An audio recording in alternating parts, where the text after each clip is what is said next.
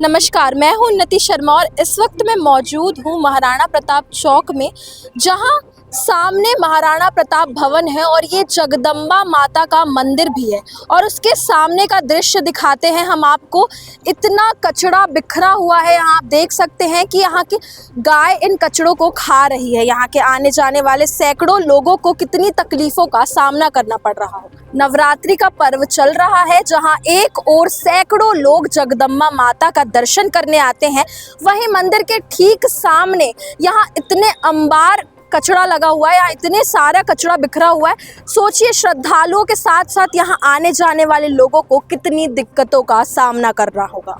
ऐसे में सवाल उठता है कि क्या प्रशासन सिर्फ कागजों में ही सफाई कर रही है। यहाँ आप देख सकते हैं किस तरीके से पूरा कूड़ा पड़ा हुआ है। यहाँ के आने जाने वाले लोगों ने इसको डस्टबिन बना दिया है।